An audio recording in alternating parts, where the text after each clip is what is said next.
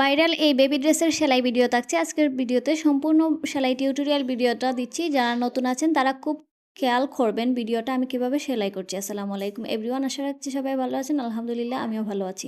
যারা cutting video দেখেছেন তারা অবশ্যই সেলাই ভিডিওটা সম্পূর্ণভাবে বুঝতে পারবেন। প্রথমে নিচের লেয়ারের যে 4টা পার্ট ছিল ওইটা সেলাই করে নিয়েছি, আর উপরের লেয়ারের পার্টটাও 2টা জোড়া ছিল ওইটাও সেলাই করে নিয়েছি। নিয়ে উপরের লেয়ারটার সাথে নিচের লেয়ারটা সম্পূর্ণটা যে 4টা পার্ট ছিল ওইটা আমি কুচি দিয়ে নিব। এখানে মিডিয়াম সাইজের কুচি দিব সম্পূর্ণ শুরু থেকে শেষ পর্যন্ত। কাপড় তারপরেও অল্প একটু বেঁচে থাকবে, কারণ ওপরের লেয়ার থেকে নিচের লেয়ারটা একটু বেশি দিয়েছি, কারণ অনেক বেশি ঘের বাচ্চার মা বলেছেন দেওয়ার জন্য। আর কাপড়ও অতিরিক্ত যেহেতু আছে তাই আমি আর কোনো ধরনের কিপটামি করিনি। যতটুকু সম্ভব হয়েছে কাপড়ে ততটুকু ঘের আমি দিয়ে সম্পূর্ণ কুচিটা শেষ করছি। সম্পূর্ণ কুচি দেওয়া শেষ করে কিন্তু আমাকে আবার লেস ফিটিং করতে হবে। আর এই জায়গাটায় যে লেসটা ফিটিং করেছি ওইটার জন্য অনেকেই বলছেন, ওইটা আসলে আমি টুকটাক লেস নিজের কাছে রাখি, বিক্রির জন্য নয়।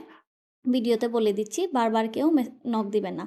এবার এটার উপরের পার্টে দেখেন, উপরের লেয়ারের উপর আমি এই লেসটা ফিটিং করব। এই ফুল সিস্টেম দেওয়া যেই লেয়ারের উপর লেসটা ফিটিং করছি, এই ধরনের লেস এই ধরনের জায়গায় সেটিং করলে একদম পারফেক্ট একটা লুক আসে। যদি আপনি অন্য ধরনের চান সেটাও দিতে পারেন, কিন্তু এই ফুলটা এটার সাথে খুবই সুন্দর হয়েছে। নিচের লেয়ারটা ফিটিং করা শেষ, এবার উপরের কাজ করব। হাতার উপরে যে ডিজাইনটা আছে ওইটা আমি সাইডের যে চিকন করে সেলাইটা দিতে হবে ওইটা দিয়ে নিচ্ছি। ওইটা দেওয়ার পর বডির কাজ করব। গলার পট্টি আগে থেকেই সেলাই করে রেখেছিলাম তাই সেলাই করে নিচ্ছি। এটা সামনের পার্ট।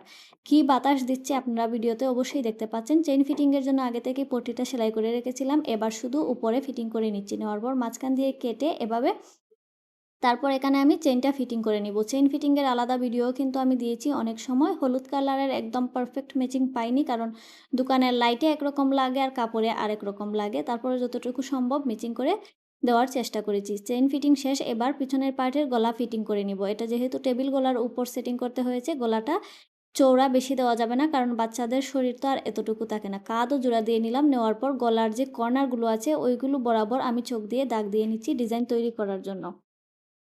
হাতার ডিজাইন ফিটিং করার আগে অবশ্যই হাতার যে পাইপিংগুলো কেটেছিলাম ওইগুলো হাতায় দিয়ে দিতে হবে। আবার যদি বেশি বড় বাচ্চা হয় 10-12 বছরের, তাহলে অবশ্যই আলাদা ছোটোখাটো একটা হাতা ফিটিং করে নেবেন, তাহলে আর হাত তোলা দিলে আর মহল দেখা যাবে না।